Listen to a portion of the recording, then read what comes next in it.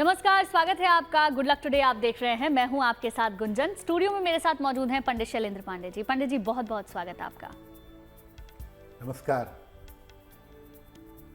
आज हम बात करने वाले हैं मकर संक्रांति के बारे में। क्या इसका महत्व है, कैसे आप पूजा कर सकते हैं, सूर्य और शनि का वरदान पा सकते हैं, इस पर करेंगे विस्तार से बात। लेकिन सबसे पहले जान लेते हैं गुड लक मंत्र।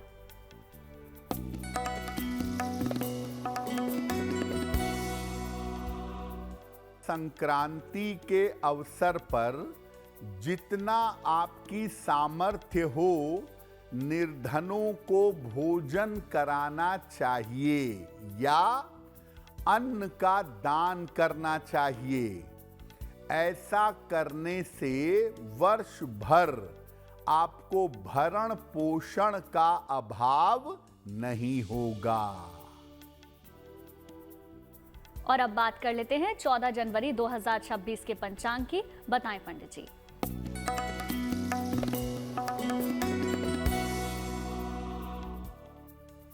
दिनांक 14 जनवरी 2026, दिन बुधवार, तिथि है माघ कृष्ण पक्ष की एकादशी तिथि, शाम के 5:52 तक। नक्षत्र है अनुराधा नक्षत्र। चंद्रमा वृश्चिक राशि में संचरण कर रहे हैं। राहु काल का समय दोपहर 12 बजे से 1:30 तक। उत्तर दिशा की तरफ यात्रा करने की मनाही है, लेकिन अगर यात्रा करना जरूरी है, मजबूरी है, तो जरा सी हरी सौंफ खाकर और भगवान का स्मरण करके यात्रा करेंगे तो मुश्किल से बचे रहेंगे। पंडित जी, सबसे पहले आपसे समझना चाहेंगे संक्रांति और मकर संक्रांति क्या है, इसका महत्व क्या है, इसको समझा दीजिए। जी, हम आज बात कर रहे हैं मकर संक्रांति के पर्व के बारे में। सबसे पहले जानते हैं कि संक्रांति क्या होती है और मकर संक्रांति क्या होती है। सूर्य जब किसी राशि में प्रवेश करते हैं, किसी राशि में भ्रमण करते हैं, तो इसको संक्रांति कहा जाता है। और सामान्यतः सूर्य हर महीने में राशि का परिवर्तन करते हैं। कुल मिलाकर 12 राशियां हैं, तो कुल मिलाकर साल में 12 संक्रांतियां होती हैं। लेकिन 2 संक्रांतियां सबसे ज्यादा महत्वपूर्ण होती हैं। एक मकर संक्रांति और दूसरा कर्क संक्रांति।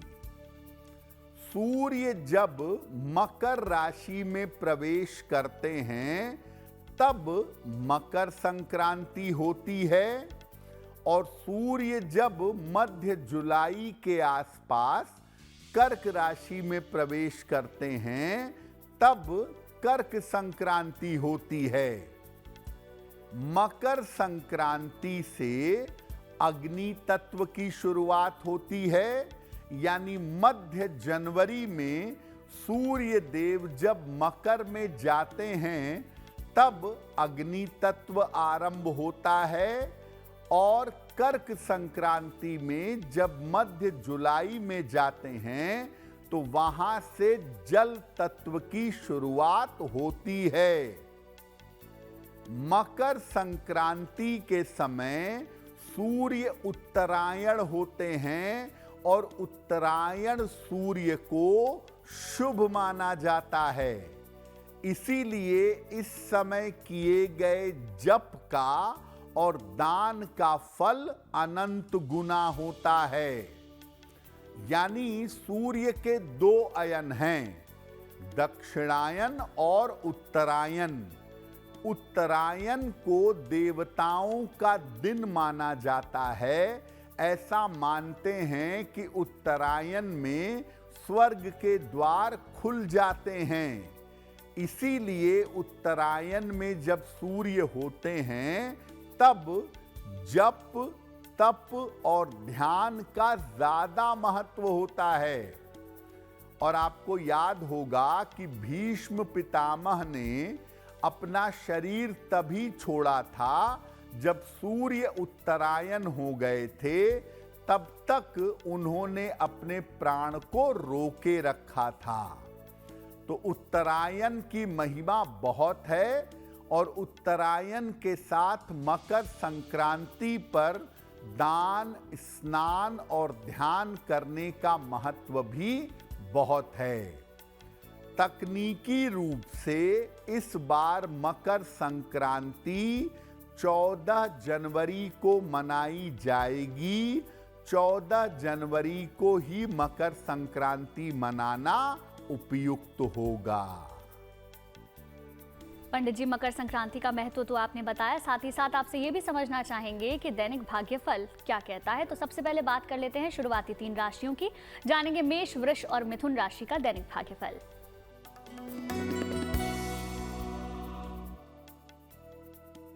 मेष राशि, स्वास्थ्य का अपने ध्यान इस समय बनाए रखें।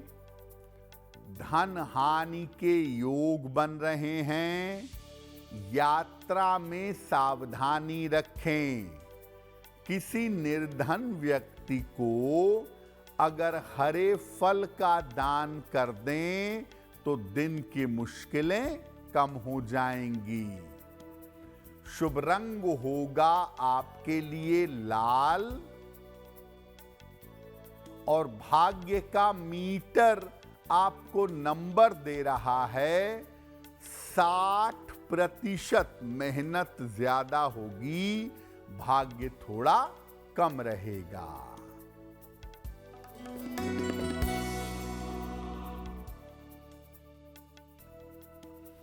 वृषभ राशि, स्वास्थ्य अच्छा बना रहेगा। धन लाभ के योग बन रहे हैं। पारिवारिक समस्या हल होगी। किसी निर्धन व्यक्ति को अगर धन का दान कर दें तो दिन बेहतर होगा। शुभ रंग होगा आपके लिए क्रीम और भाग्य का मीटर आपको नंबर दे रहा है 75%। उत्तम भाग्य आपके साथ बना हुआ है।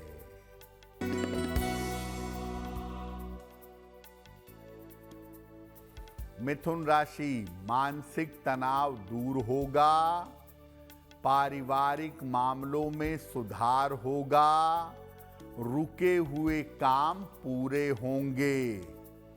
खाने पीने की वस्तु का दान कर दें तो दिन बेहतर होगा। शुभ रंग होगा आपके लिए हरा और भाग्य का मीटर आपको नंबर दे रहा है 75%। उत्तम भाग्य आपके साथ बना हुआ है। पंडित जी, मकर संक्रांति का क्या ज्योतिष से भी कुछ संबंध है, और अगर है तो वो क्या है, उसके बारे में आपसे जानना चाहेंगे। देखिए, मकर तो ज्योतिष की राशि है, 10वीं राशि। तो आखिर मकर संक्रांति कहते हैं तो इसका ज्योतिष से जरूर संबंध होगा, क्योंकि इसमें राशि का नाम लिया जा रहा है। तो मकर संक्रांति का ज्योतिष से क्या संबंध है? देखिए, सूर्य देव प्रवेश करते हैं शनि की राशि मकर में। सूर्य और शनि का संबंध इस पर्व से होता है, इसीलिए ये पर्व काफी महत्वपूर्ण है। और ऐसा कहा जाता है कि इसी त्योहार पर, इसी पर्व पर सूर्य देव अपने पुत्र शनि से मिलने के लिए मकर राशि में प्रवेश करते हैं, शनि से मिलते हैं। आम तौर पर शुक्र का उदय भी इसी समय होता है, इसीलिए यहां से शुभ कार्यों की शुरुआत होती है। धनु खरमास खत्म हो जाता है और सूर्य मकर में जाकर पुनः पवित्र हो जाते हैं, इसलिए मकर संक्रांति के बाद शुभ और मंगल कार्य शुरू होते हैं। अगर कुंडली में सूर्य या शनि की स्थिति खराब है तो मकर संक्रांति पर सूर्य देव की और शनि देव की विशेष पूजा की जाती है और विशेष पूजा से उसे ठीक किया जाता है। जहां पर परिवार में रोग हो, जहां पर परिवार में कलह हो, अशांति हो, वहां रसोई घर में नए अनाज से, नवान्न से ग्रहों की पूजा की जाती है तो घर में शुभता आती है, घर का कलह कलेश समाप्त होता है। तो सूर्य देव का मकर में प्रवेश करना दरअसल सूर्य और शनि की स्थिति के हिसाब से काफी बेहतर होता है और इस शुभ मौके पर दान करके, पूजा उपासना करके आप अपनी समस्याओं को दूर कर सकते हैं। चलिए बात अब आगे की 3 राशियों की कर लेते हैं। जानेंगे कर्क, सिंह और कन्या राशि का दैनिक भाग्यफल क्या कहता है।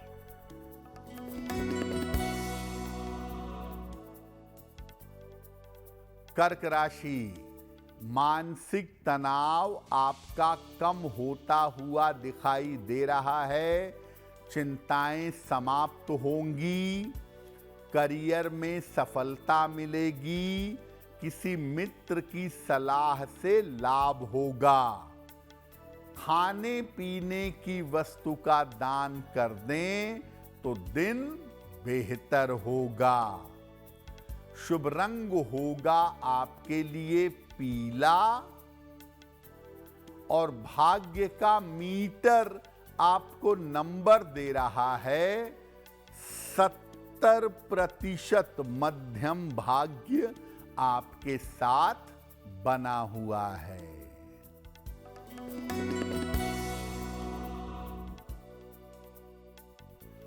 सिंह राशि, स्वास्थ्य का ध्यान रखें, वाद विवाद से बचाव करें, वाहन सावधानी से चलाएंगे। किसी निर्धन व्यक्ति को अगर हरे फल का दान कर दें तो दिन की मुश्किलें कम हो जाएंगी। शुभ रंग होगा आपके लिए लाल और भाग्य का मीटर आपको नंबर दे रहा है 60%। मेहनत ज्यादा होगी, भाग्य थोड़ा कम रहेगा।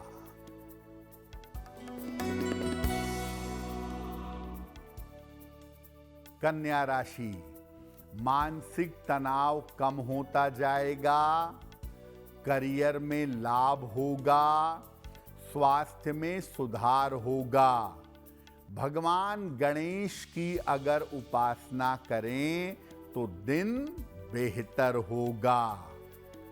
शुभ रंग होगा आपके लिए हरा और भाग्य का मीटर आपको नंबर दे रहा है 75%। उत्तम भाग्य आपके साथ बना हुआ है।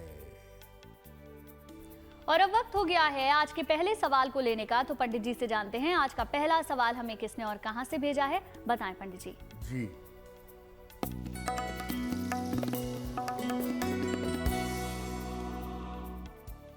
आज का पहला प्रश्न हमें दीपाली जी ने लिखा है और दीपाली जी हमें झारखंड से मेल लिखती हैं।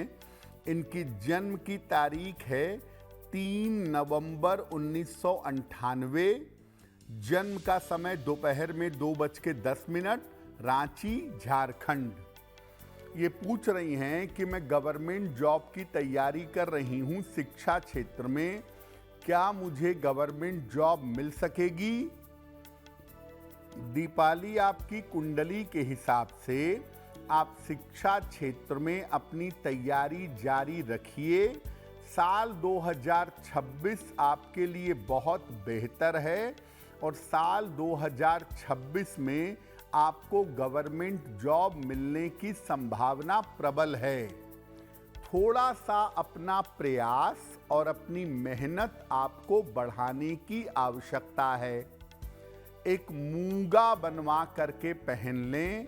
10-12 रत्ती का मूंगा तांबे या सोने की अंगूठी में, दाहिने हाथ की अनामिका अंगुली में, मंगलवार की प्रातः एक मूंगा पहने।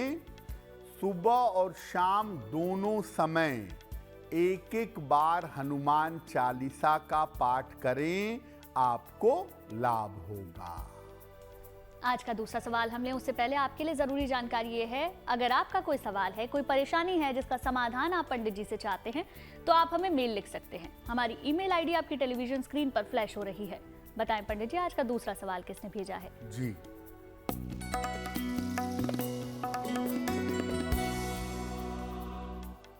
अगला प्रश्न मीनाक्षी तिवारी ने हमें लिखा है। प्रयागराज, उत्तर प्रदेश से मेल लिखती हैं। 23 सितंबर 1983 का जन्म है। शाम के 6:10। जन्म स्थान है जौनपुर, उत्तर प्रदेश और मेल लिखती हैं प्रयागराज से। मीनाक्षी कह रही हैं कि मेरे वैवाहिक जीवन में निरंतर उतार चढ़ाव बना रहता है, मुश्किलें आती रहती हैं, तालमेल का अभाव है। तो मैं क्या उपाय करूं जिससे मेरा वैवाहिक जीवन और बाकी जीवन बेहतर हो सके? मीनाक्षी, आपकी कुंडली में शुक्र की स्थिति की वजह से इस तरह की समस्याएं आपको परेशान करती हैं। शुक्र को बेहतर करने से आपकी मुश्किलें कम हो जाएंगी। एक ओपल बनवा करके पहनिए। 10-12 रत्ती का ओपल, चांदी में, दाहिने हाथ की तर्जनी उंगली में। शुक्रवार की शाम को एक ओपल बनवा करके पहने। रोज सुबह और रोज शाम 108 बार नमः शिवाय का जप करें तो आपके लिए बहुत बेहतर होगा। पंडित जी, सामान्य रूप से मकर संक्रांति को क्या करना चाहिए? क्योंकि बहुत सारे लोग ऐसा मानते हैं कि दान करना चाहिए, दान करें तो किस चीज का करें, ये सब आपसे समझना चाहेंगे। तो मकर संक्रांति का पर्व आ गया। अब एक आम आदमी को, एक सामान्य आदमी को मकर संक्रांति पर क्या करना चाहिए? देखिए, बेहतर होगा कि सूर्योदय के साथ ही आप स्नान कर लें। अन्यथा कोशिश करें कि दोपहर के पहले आप स्नान कर लें, सूर्य को अर्घ दें, श्रीमद् भागवत के एक अध्याय का पाठ करें या गीता का पाठ करें या गीता जी के 11वें अध्याय का पाठ करें। आप चाहें तो सूर्य और शनि के मंत्र का जप भी कर सकते हैं। नए अन्न, कंबल और घी का दान करें। भोजन में नए अनाज की खिचड़ी बनाएं और भोजन भगवान को समर्पित करके प्रसाद के रूप में ग्रहण करें। अब देखिए, इस बार 14 जनवरी को सूर्य देव मकर में प्रवेश कर रहे हैं दोपहर 3:13 पर, यानी सूर्यास्त के पहले प्रवेश कर रहे हैं। इसीलिए मकर संक्रांति 14 जनवरी को होनी चाहिए। अगर सूर्यास्त के बाद प्रवेश करते तब 15 को मनाना ठीक होता, लेकिन चूंकि 14 को सूर्यास्त के पहले प्रवेश कर रहे हैं, इसलिए वास्तविक जो समय है वो दोपहर में 3:13 से शाम को 5:44 का समय पुण्य काल का समय होगा। इसी में खिचड़ी बनानी चाहिए, भगवान को भोग लगाना चाहिए और इसी समय में दान भी करना चाहिए। 14 जनवरी को दोपहर 3:13 से लेकर के 5:44 के बीच में मकर संक्रांति का पर्व मनाना बेहतर होगा। आगे की 3 राशियों की बात कर लेते हैं। जानेंगे तुला, वृश्चिक और धनु राशि का दैनिक भाग्यफल क्या कहता है।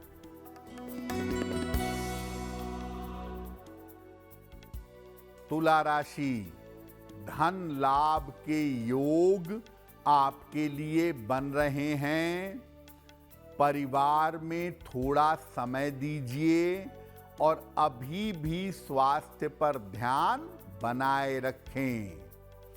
खाने पीने की वस्तु का दान कर दें तो दिन बेहतर होगा।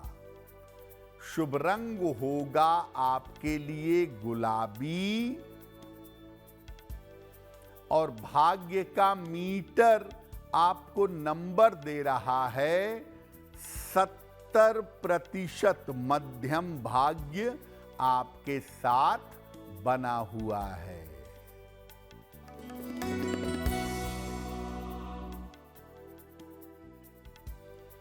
वृश्चिक राशि, स्वास्थ्य में सुधार होगा। रुके हुए काम आपके पूरे होंगे। धन लाभ के योग बन रहे हैं। किसी निर्धन व्यक्ति को अगर धन का दान कर दें तो दिन बेहतर होगा। शुभ रंग होगा आपके लिए नारंगी और भाग्य का मीटर आपको नंबर दे रहा है 90%। सबसे ज्यादा भाग्य आपके साथ बना हुआ है।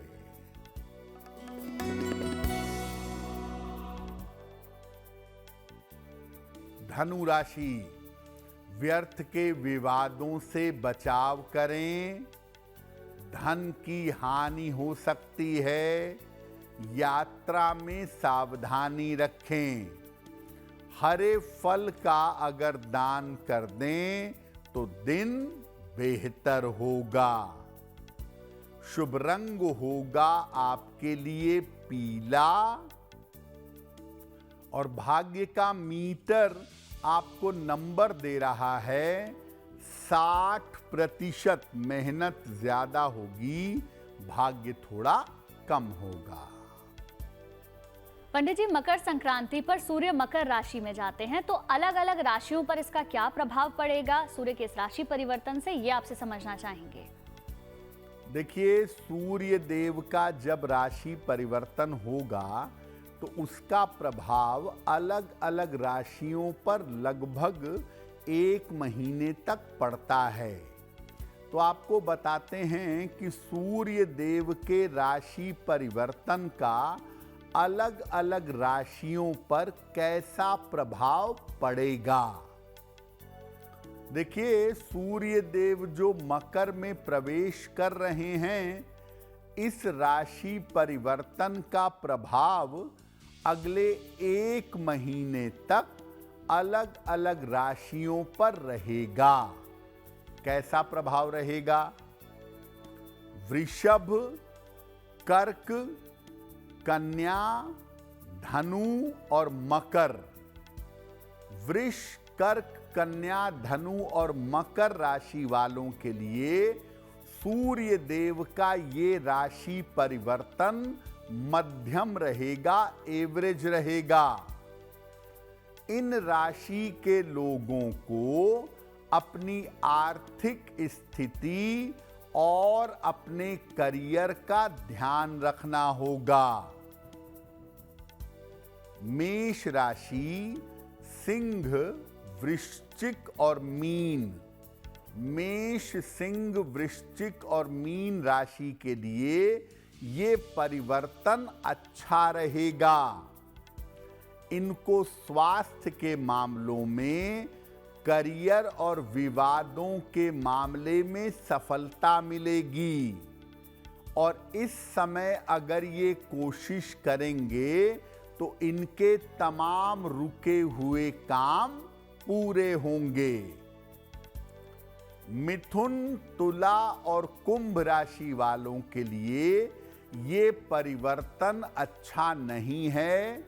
मिथुन, तुला और कुंभ राशि वालों को विशेष सावधानी इस समय रखनी होगी। इनके स्वास्थ्य के मामले में और इनके करियर के मामले में समस्या आ सकती है, दिक्कतें हो सकती हैं। तो 12 राशियों में सबसे ज्यादा नकारात्मक ये राशि परिवर्तन मिथुन, तुला और कुंभ राशि वालों के लिए दिखाई देता है। चलिए अब आखिरी 3 राशियों की बात कर लेते हैं। जानेंगे मकर, कुंभ और मीन राशि का दैनिक भाग्यफल क्या कहता है।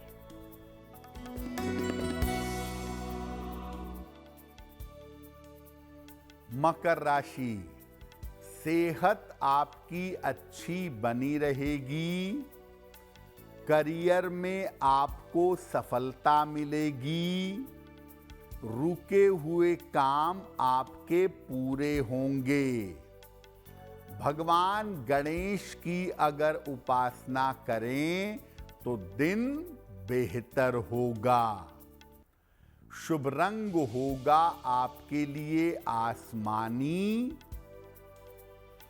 और भाग्य का मीटर आपको नंबर दे रहा है 85% बेहतरीन भाग्य आपके साथ बना हुआ है।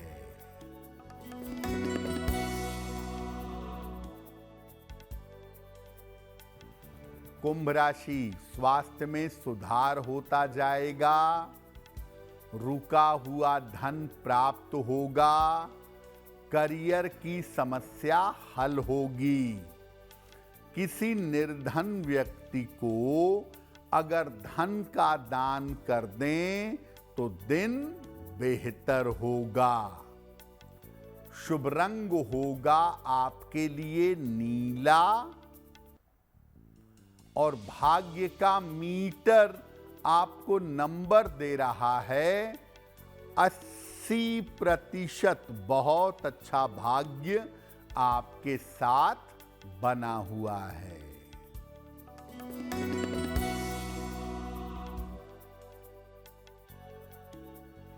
मीन राशि, करियर में नए अवसर मिलेंगे।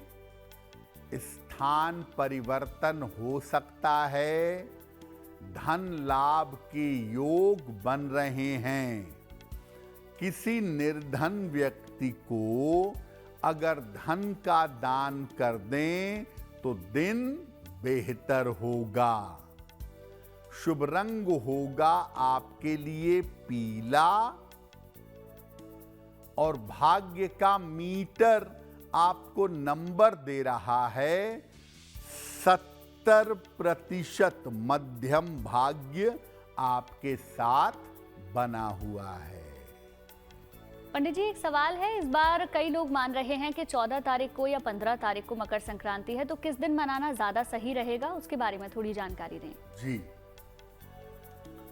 देखिए, मकर संक्रांति का मतलब क्या है? सूर्य मकर में किस समय प्रवेश कर रहे हैं वो बड़ा महत्वपूर्ण है। सूर्य देव 14 जनवरी को दोपहर 3:13 पर मकर में प्रवेश कर रहे हैं। और जब वो मकर में प्रवेश कर रहे हैं, वो दिन का समय है, सूर्यास्त नहीं हुआ है। अब चूंकि सूर्यास्त नहीं हुआ है, इसीलिए 14 जनवरी को ही मकर संक्रांति मनाना ठीक होगा। अगर शाम या रात को प्रवेश करते, 14 तारीख को सूर्यास्त के बाद प्रवेश करते, तब 15 को मनाना ठीक होता। लेकिन कर रहे हैं 14 को संध्या काल में 3:13 पर। तो इसलिए जो पुण्य काल है मकर संक्रांति का, वो शाम को 3:13 से लेके 5:44 के बीच का है, 14 जनवरी को। इसी समय में संभव हो तो स्नान करें और इसी समय में दान करें, और अगर संभव हो तो इसी समय में खिचड़ी बनाकर भगवान को भोग लगाएं।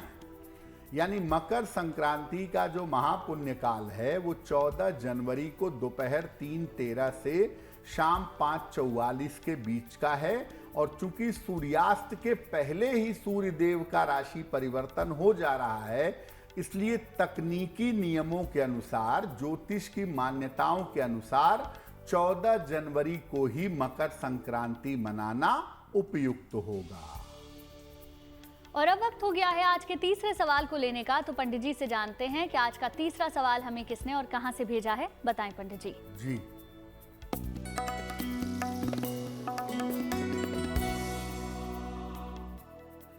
अगला प्रश्न अभिषेक जी ने हमें लिखा है। भोपाल मध्य प्रदेश से मेल लिखते हैं। 14 दिसंबर 1999 का जन्म है। जन्म का समय है शाम के 7:10। जन्म स्थान है भोपाल। ये कह रहे हैं कि मैंने अपना ग्रेजुएशन कर लिया है, आगे के लिए मुझे कौन सी पढ़ाई करनी चाहिए और आगे का जीवन मेरा कैसा रहेगा।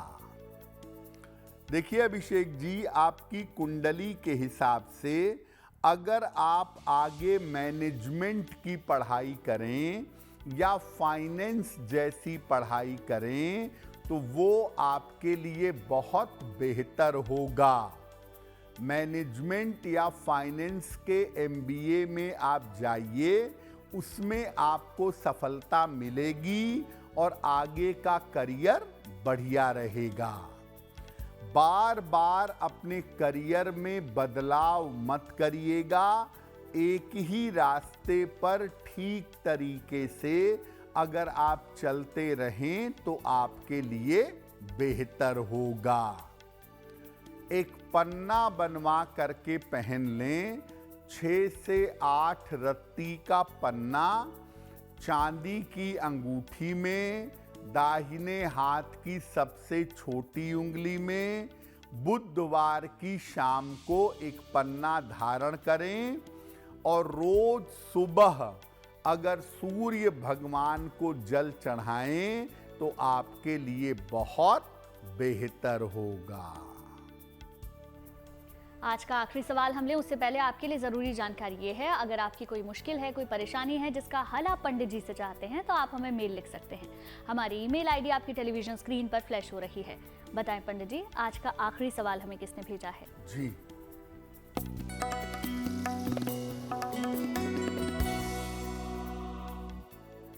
अगला प्रश्न अजय कुलकर्णी जी ने हमें लिखा है।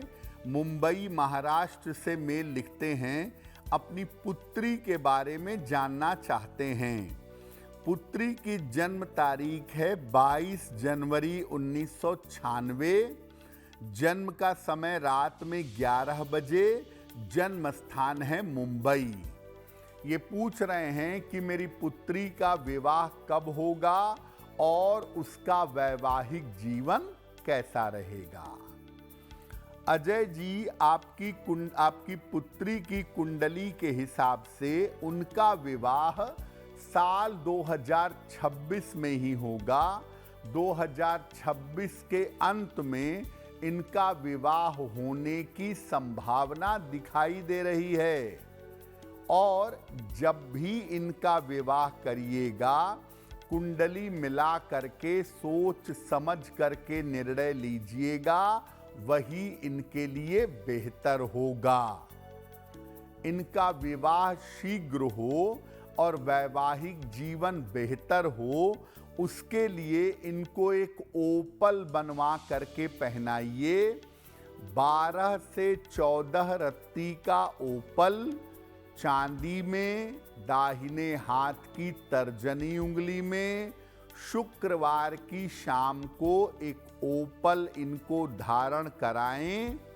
और दूसरे नंबर पर इनसे कहें कि रोज सुबह 108 बार ओम गौरी शंकराय नमः, ओम गौरी शंकराय नमः अगर इस मंत्र का जप करें तो इनको लाभ होगा। चलिए अब बात कर लेते हैं उन लोगों की जिनका जन्मदिन आता है 14 जनवरी को। उनका ये पूरा साल कैसा रहने वाला है, पंडित जी से जानेंगे।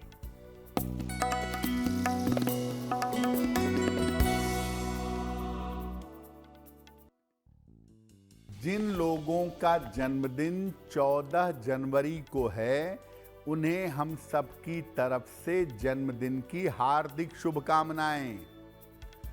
आने वाले वर्ष में स्वास्थ्य की स्थिति धीरे धीरे ठीक होगी। करियर में लगातार स्थिरता आती जाएगी। धन की स्थिति मध्यम रहेगी। अविवाहितों के विवाह में विलंब हो सकता है। क्या उपाय करेंगे? पूरे साल भर भगवान गणेश की अगर उपासना करें तो वर्ष आपके लिए बहुत अच्छा रहेगा। और अब वक्त हो गया है आज की जिज्ञासा को जानने का। आज की जिज्ञासा ये है, क्या इस बार मकर संक्रांति पर एकादशी भी है? तो क्या इस दिन चावल की खिचड़ी नहीं खा सकते, क्योंकि ऐसा माना जाता है कि एकादशी के दिन चावल नहीं खाना चाहिए? बताएं पंडित जी। आज की जिज्ञासा है कि इस बार मकर संक्रांति पर एकादशी भी है, तो क्या इस दिन चावल की खिचड़ी नहीं खा सकते? क्योंकि लोग एकादशी पर चावल नहीं खाते हैं। देखिए, जो लोग वैष्णव परंपरा को मानते हैं वो एकादशी पर चावल नहीं खाते, लेकिन सामान्य लोग जो वैष्णव परंपरा के अनुयायी नहीं हैं वो लोग चावल खा सकते हैं। अगर आप एकादशी पर, जो कि मकर संक्रांति पर है, चावल नहीं खाना चाहते तो दलिये की या बाजरे की खिचड़ी बनाकर खा सकते हैं, इसका प्रयोग कर सकते हैं। चलिए अब बात कर लेते हैं 14 जनवरी 2026 के शुभ पहर की। दिनांक 14 जनवरी 2026 दिन बुधवार। शुभ पहर का समय है शाम के 7:30 से रात के 9 बजे तक। इस समय में गणेश जी की कपूर से आरती करिएगा। ऐसा करने से आपके रुके हुए काम पूरे होंगे। लेकिन करेंगे शुभ पहर में ही। समय फिर से नोट करें, 14 जनवरी शाम को 7:30 से रात के 9 बजे के बीच में। और अब वक्त हो गया है आज की गुड लक राशि जानने का। पंडित जी हमें हर दिन बताते हैं गुड लक राशि। बताएं पंडित जी, आज की गुड लक राशि कौन सी है?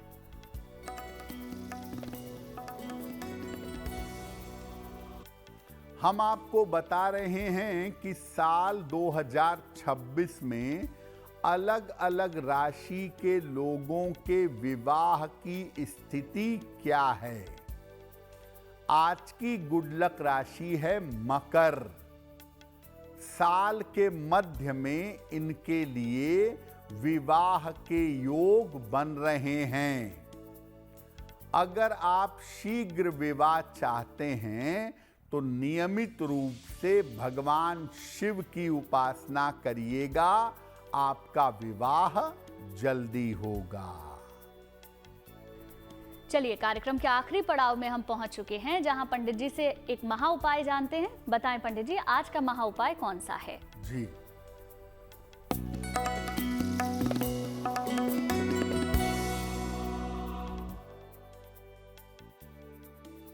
हमने आपको बताया कि सूर्य का जो राशि परिवर्तन है, ये केवल 4 राशियों के लिए अनुकूल है, बाकी राशियों के लिए ये परिवर्तन अनुकूल नहीं है। तो अगर ये परिवर्तन अनुकूल नहीं है तो क्या उपाय करेंगे? मकर संक्रांति पर गुड़ और तांबे के बर्तन का दान करिएगा और अगले 1 महीने जल में तिल मिला करके सूर्य भगवान को जल चढ़ाइएगा। रोज शाम को शनि मंत्र का जप करिएगा, ओम शं शनैश्चराय नमः। अगर ऐसा नियमित रूप से करें तो सूर्य के राशि परिवर्तन से आपको दिक्कतें नहीं होंगी। पंडित जी, बहुत बहुत शुक्रिया आपका तमाम जानकारी और महा उपाय बताने के लिए। धन्यवाद। चलिए, फिर होगी आपसे मुलाकात ऐसी ही और जानकारियों के साथ, लेकिन अच्छी खबरों के लिए आप देखते रहिए गुड न्यूज़ टुडे।